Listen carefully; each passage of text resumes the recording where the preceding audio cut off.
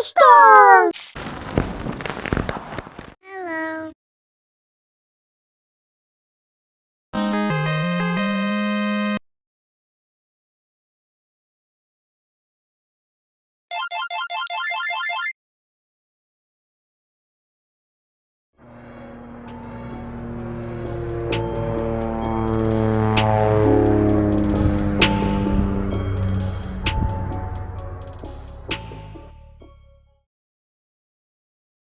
Imagine Mars, a dying planet, ravaged by storms, because humanity killed its Dragon King. Now resources are scarce, and hope is even scarcer for Martian-born kids like Lunar Jones. But Lunar's life changes when he stumbles upon a secret, a living, breathing dragon named Dread. This isn't just any dragon. These creatures power spaceships and are the key to interstellar travel. Suddenly, Lunar is Dread's chosen dragoon, thrust into a secret military program to learn how to captain a starship. It's a thrilling mashup of sci-fi and fantasy, packed with action, unexpected friendships, and the fight for survival on a planet that's literally trying to kill them. But another thing that you should know about Last Dragon on Mars is that planets have dragons that's named after themselves, so if you ever read the book, don't get confused, okay? Now, about my drawing. So, God, sickness. So, I tried basing my drawing off of one of my friends' drawings. Her name is Your Local Bestie. Go subscribe right now. But, I wanted to base it off when she drew, a dragon shadow. So, I tried drawing what seemed to look like the shadow of a dragon, but it didn't look good, so I just made it like a black dragon from behind. And then I wanted to add these two, I think his name was Roddy and Lunar, but I was just basing it off from what I thought they looked like. So if it's not faithful and they ever have a movie like that, please. So I wanted to make it look like the kids were trapped like in Mars with a dragon or something on Mars. Yeah, I don't really have a script for this part, so don't expect it to be good.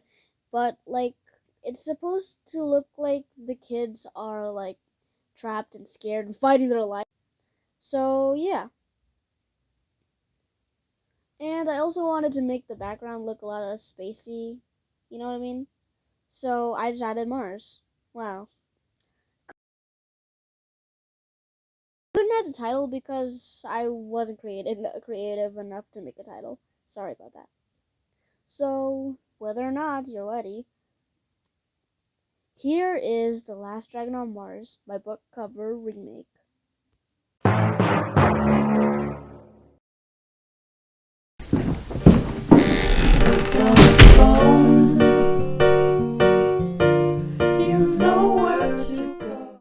Okay, so starting off strong with a nice fact, Rover Story was actually one of the Battle of the books for 2024 to 2025. Pretty cool, right? I believe the winner was the Plot Twisters from Karherine Academy in our state. That was just a fun fact. So, the Rover story is about a rover named Resilience, named by a 6th grader named Candace. And, well, he was made to explore Mars for any signs of life, like salt or dirt. But he also has this drone named Fly. Yeah, no genius who would name that.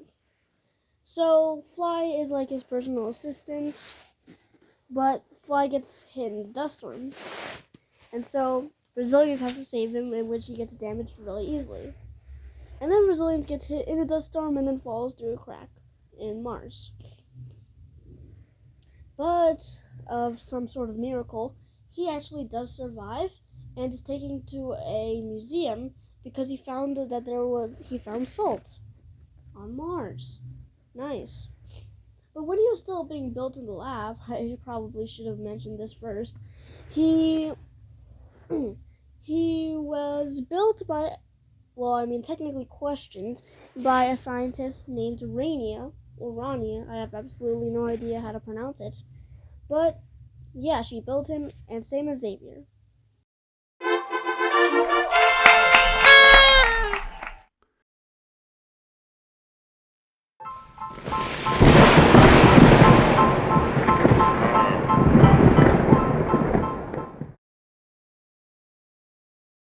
So for this book, it actually was a little bit different than the others because it still looks pretty similar to the already existing book cover.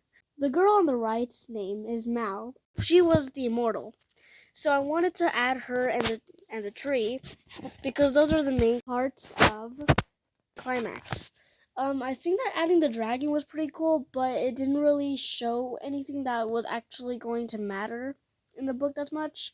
Like they could have added the kraken, that was pretty cool too, but I feel like this makes a whole lot more sense in my opinion. And I also wanted to add, what's his name again? Gelfin, who was Mal's pet griffin, who unfortunately dies. But off about him. So that actually plays a major role because then Mal starts to lose a little bit of more hope, and then she kind of gets a lot angry too. But in the first few chapters, her aunt is killed by a serial killer. But so this encourages her to go to I forgot, sorry. It's been a while since I read the book. But she meets up with Christopher, who is the guy holding the boat rail in the drawing, I believe. And they'll try to go to the archipelago. Oh yeah, archipelago, that's what I meant. So they go to the archipelago to defeat the murderer, and they knock him out. But in order to escape, they have to jump into the pirate-looking boat from a cliff. And tell me how are a bunch of 12-year-olds to 11-year-olds to 10-year-olds actually doing this. But yeah, that's where they meet. Okay, I absolutely forgot his name. I'm sorry. But seriously though, how are a bunch of 10 through 12-year-olds, how are they doing this? Tell me. Tell me. But for the most part, the book's pretty good, and the climax is actually really changing when we find out that Mal is the immortal.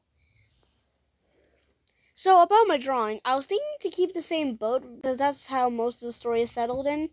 Like they're all usually in the boats. But I also wanted to add the tree, which is where all the impossible creatures, aka sphinxes, mythical creatures, where all the mythical creatures are how they're being kept alive, okay? So it's like your soul is being kept in a tree. Well, I mean technically no, sorry, that was a bad example. Where this tree, if it's dying, you're dying. If it's alive, you're alive, okay? And if the tree is dying, then you're dying, so that is really good. And so Mal also is can power the tree, okay? And so if she comes back to it or something, I think she can make a sacrifice to not let the creatures die. And so technically we find out that the murderer is also a pretty good guy, so just saying. And well, I wanted to draw Mal, kind of dramatic posing here, cause come on, she's the immortal. She has to have a dramatic pose. And I want to have Christopher surprised on a boat, because of course, come on, man. And I removed the dragon and replaced it with Gelfin because he also plays a major role. So I just want to include everything that's pretty much of the climax.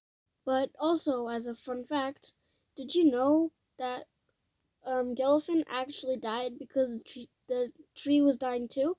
So the dynamic I was talking about earlier also kind of represents that. Well, I don't have anything else to say about the book, and I've already explained the drawing, so you can just enjoy the drawing process.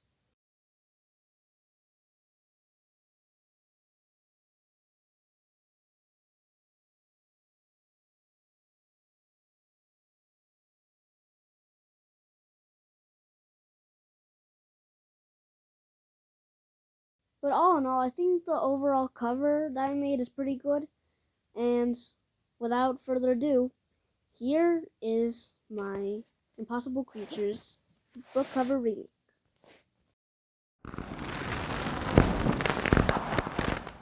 Thank you for watching. Don't forget to like and subscribe to help me achieve my goal of 1000k subs.